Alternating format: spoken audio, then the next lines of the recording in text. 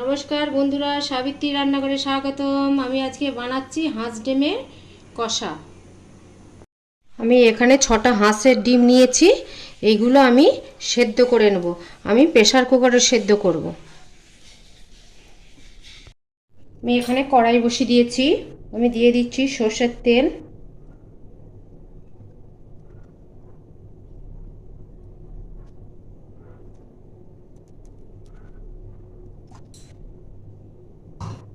একটু লবণ দিয়ে দিলাম,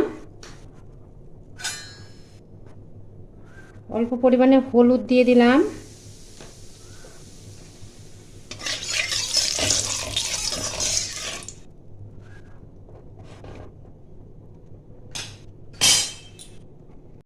তেলটা আবার আমার গরম হয়ে গেছে। আমি ডিমগুলো ভেজে নেব।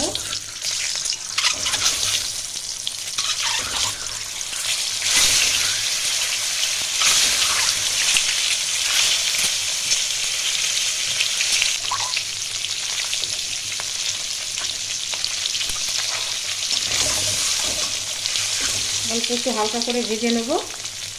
ডিমগুলো এবার আমার ভাজা হয়ে গেছে, আমি তুলে নিচ্ছি। এবার ডিমগুলো সব তুলে নিয়েছি। এবার দিয়ে দেবো পেঁয়াজ,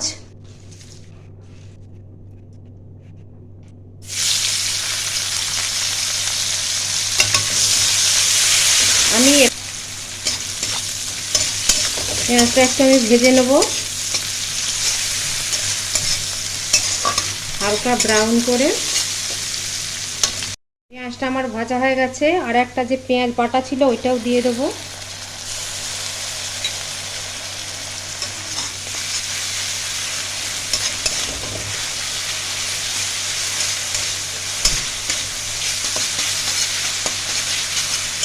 পেঁয়াজটা একটু হালকা করে ভেজে নেব।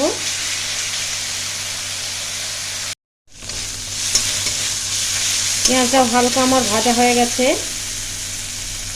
এবার দিয়ে দেবো আদা রসুনের পেস্ট, 1 চামচ করে।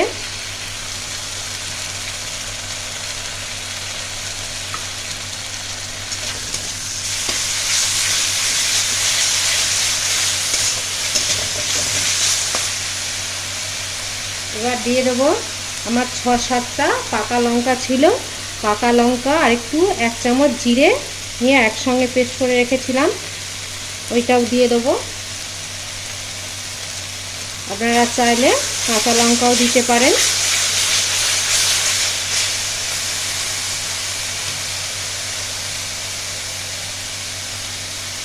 দিয়ে দেবো হলুদ 1 চামচ,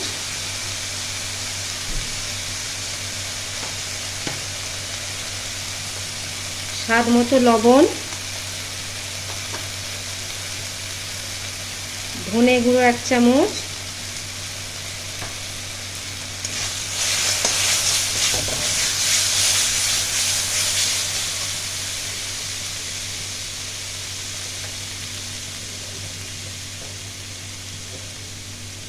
দিয়ে দেবো রেড চিলি পাউডার 1 চামচ।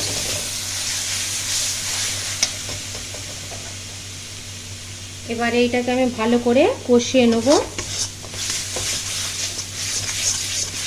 2-3 মিনিট ধরে ভালো করে কষাতে হবে এটা।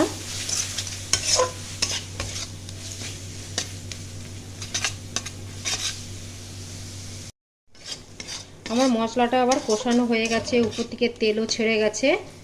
আমি অল্পই তেল দিয়েছি, একদম ঘরোয়া পদ্ধতিতে রান্নাটা, বেশি কিছু লাগে না। এবার দিয়ে দেবো ডিমগুলো।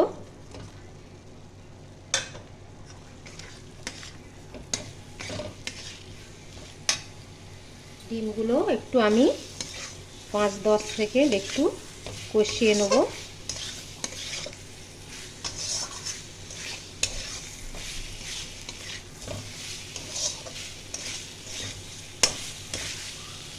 এটা কষানো হয়ে গেছে। আমি এবার উপর থেকে জল দিয়ে দিচ্ছি।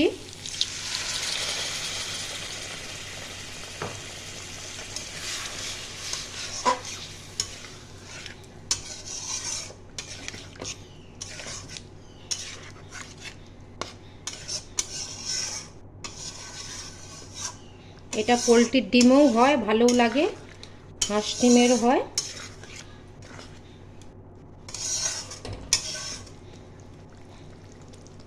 আর একটু জল দেবো।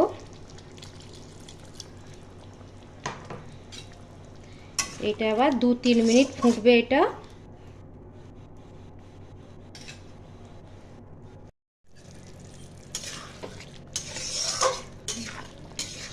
এবার আমার ডিমটা হয়ে গেছে, এবার আমি নামিয়ে নেব। আমার ভিডিওটা ভালো লাগলে do like, share, comment, subscribe করতে ভুলবেন না। চলো দেখা হচ্ছে পরের রান্না নিয়ে। টাটা।